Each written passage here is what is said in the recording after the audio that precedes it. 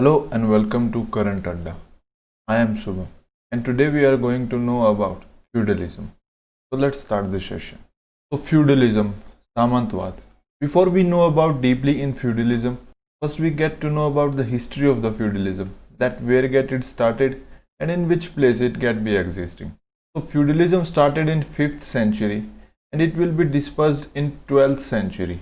And feudalism existing in the medieval Europe in which people worked and fought for nobles who gave them protection and land in return. So don't worry, we get it simple for you. So feudal lord. In earlier time, there were king who had a large empire. So it is impossible for the king that he handle all the land of this empire. So he hires some specific person who take care of this land and collect taxes from this land. And these specific persons are known as feudal lord. So what I tried to saying to you, let's see this again. So in earlier time there were kings who have large empire. And the kings unable to handle such large land. To handle this land, he give the land to some specific persons. They were called as feudal lords. So now you have a question in your mind that what feudal lord do? कि feudal lord जो है क्या करते थे? तो चलिए देखते हैं हम. So feudal lord give taxes to the king from their area. So they give taxes in form like they give coins, goods and some agriculture produce. And from where the feudal lords collect the taxes? They collect these taxes from the peasant. So this is the empire of the king. And the king gives the land to some feudal lords. तो ये जो area है ये एक feudal का है और इसमें जो है तो इस लैंड का मालिक अब कौन हुआ? ये एक फ्यूडल लॉर्ड है जो है ये इस लैंड का मालिक हो गया. और ये जो लैंड है ये किसको देता था? पीजेंट्स को, वहां पर खेती करने के लिए. और पीजेंट जो है यहाँ पर खेती करते हैं.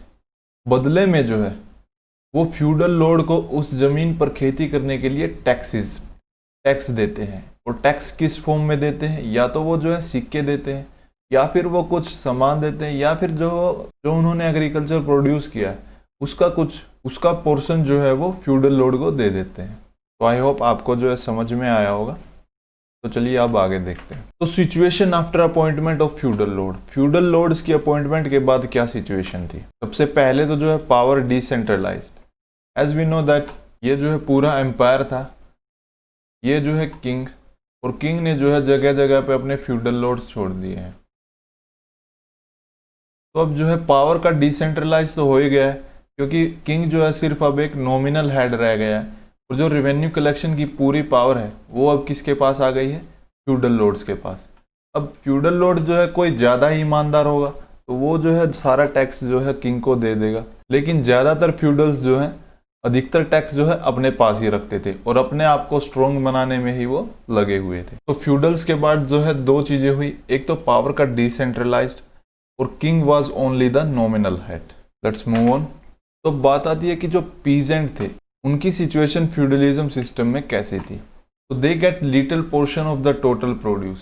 जैसा मैंने आपको बताया फ्यूडल लॉर्ड्स जो है उनको बिल्कुल थोड़ा सा पोर्शन ही टोटल प्रोड्यूस का देते थे या फिर जो है उन पर हायर टैक्स लगाते थे जिससे जो है वो टैक्स पे करने में उनका अधिकतर पोर्शन जो है फ्यूडल लॉर्ड्स के पास ही जाता था. इसके साथ साथ peasants not allowed to leave the feudal lord land. जो पीजेंट थे उनको जो है फ्यूडल लॉर्ड की ज़मीन को छोड़ने का अधिकार नहीं था. मतलब ये कोई फ्यूडल लॉर्ड का एरिया है, यहाँ पे जो है यहाँ पे पीजेंट काम करते हैं. अब कोई पीजेंट अगर यहाँ से जाना चाहता है छोड़ के तो वो यहाँ से नहीं जा सकता. और बाय द चांस अगर वो यहाँ से भाग भी जाता है और किसी दूसरे फ्यूडल लॉर्ड के एरिया में जाके काम करने लग जाता है और वहाँ पे वो जो है अगर पकड़ा जाता है तो दे वर किल्ड इमीडिएटली. तो उसको वहाँ पे जब ही मार दिया जाता है. तो पीजेंट की सिचुएशन क्या थी? सबसे पहले तो जो है they get little portion of the total produce. दूसरा, peasants not allowed to leave the feudal landlord. तीसरा, if they lived and caught in some other feudal lands then they were killed immediately.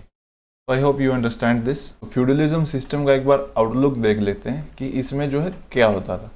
तो सबसे top पर होते थे राजा, उसके बाद आ गए हमारे फ्यूडल लॉर्ड्स, उसके नीचे आते थे फिर हमारे जो है उनके सिपाही सेनापति या जो भी थे.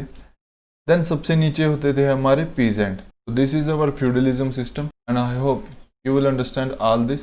If you have something problem in this topic, then please comment me. I will definitely give you the answer. So if you like this session, please like and subscribe our channel. Thank you.